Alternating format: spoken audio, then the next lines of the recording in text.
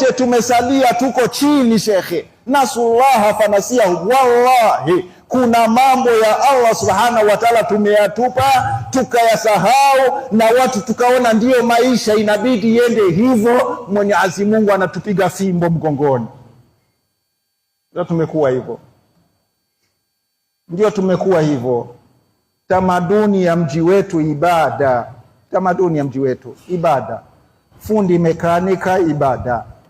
Ukiingia wakati wa swala, asiyekuwa Muislamu yeye mwenyewe anajua wameenda kusali, garage zote ziko wazi, enda kusali. Tamaduni vijiwe hivyo, kahawa na kadhalika, na hivyo muda wa swala viti vyote viko wazi, wote walinyanyuka wamekwenda kusali. Aibu. Unapita kwenye vijiwe wakati wa swala, bado kuna watu wako kwenye viti, story inaendelea.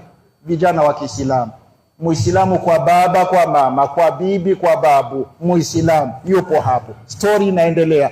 Wala hajui kama tamaduni yangu na dini yangu nimeitwa kwenda kumsujudia Allah subhanahu wa ta'ala. Wapo na watu wakimaliza kuswali wapo, kijiwe kinaendelea kama kawaida.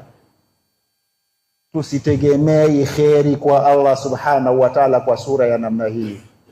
Ibada, tukimheshimu Mwenyezi Mungu kwenye ibada. Mwenyezi Mungu ndugu zanguni haweki kwenye plan B. Mungu yuko kwenye plan A. Maisha yetu yote Mungu mbele, Mungu mbele, ibada. Tukienda hivyo tutaona njia zinafunguka na nuru ya Allah subhanahu wa ta'ala itatuangazia na ule ufaulu.